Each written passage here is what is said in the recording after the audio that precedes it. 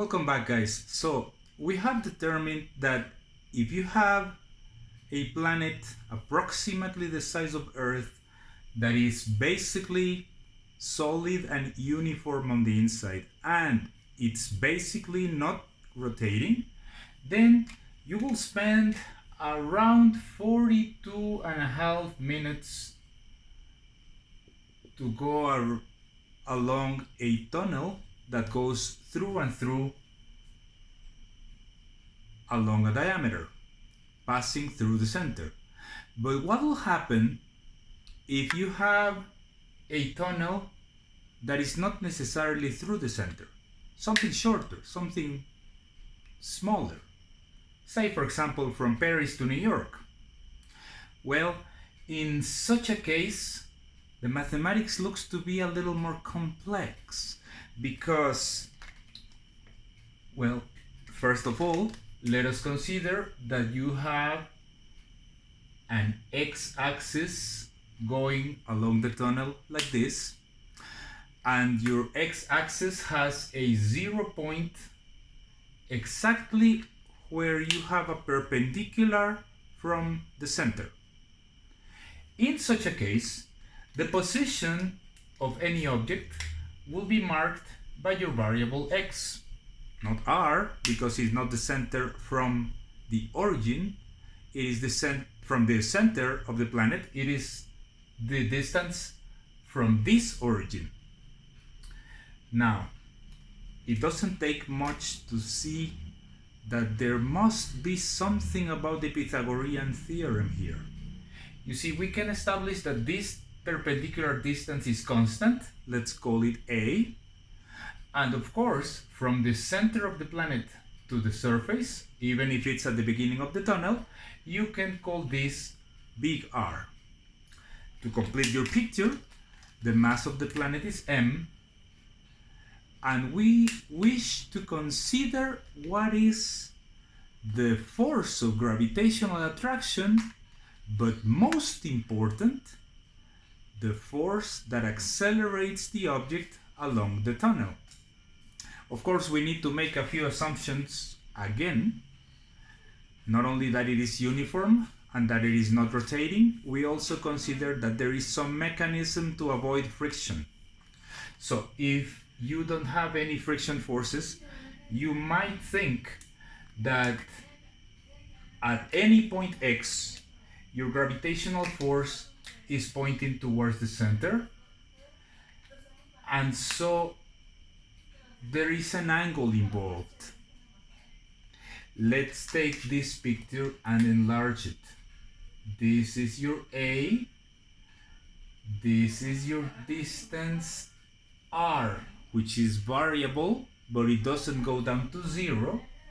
This is your distance x from your arbitrary origin, and this is your angle theta. Now this angle theta goes all the way from a maximum over here, which is still less than 90 degrees, to a minimum on the other side, like so. But then, if you have that the gravitational force is going along the radius like this, and that gravitational force, according to our last two lessons, is equal to negative g m over r cubed times r, it doesn't take much to see that your r is nothing more than the square root of the two legs of this triangle.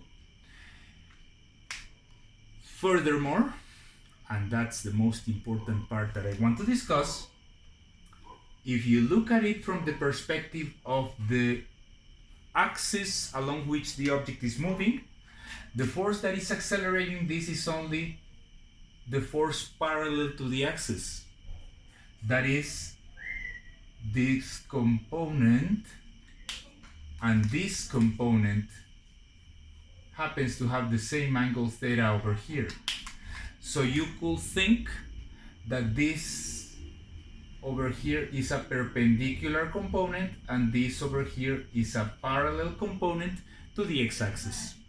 Now this parallel component will be equal then to FG times the sine of theta.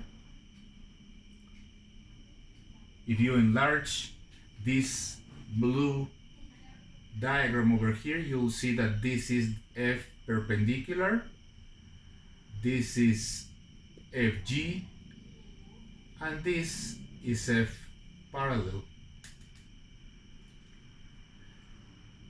which leaves theta as the opposite angle. So that is the force that is accelerating this object. And that means that if you do your harmonic equation as we are used to by now, mass times acceleration is equal to minus g m over r cubed times r, but that's only the gravitational force, Fg. You still need to make it into only the parallel component, which means times the sine of the angle. Now, if you look at the red diagram, it is easy to see that the sine of theta is equal to x divided by r.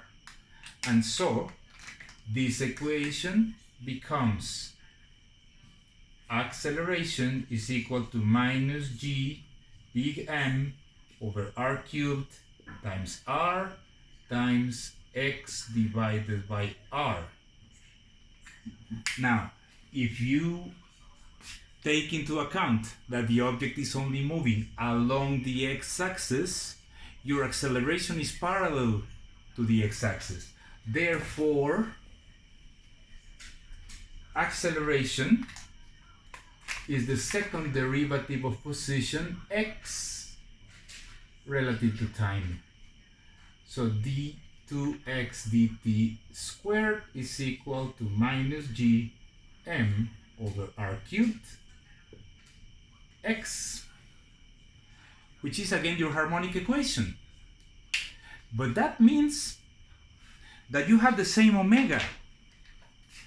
And if your omega is still the square root of g m over r cubed, then your period is still 2 pi square root of r cubed over gm, which means that under the same conditions of last problem, you will still take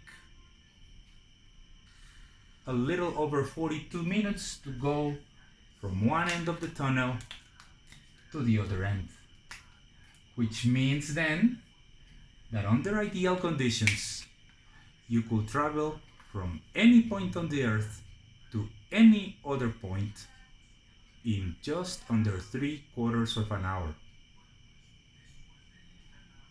Picture it, from London to New York in 42.5 minutes. So that's it for now. Thank you very much.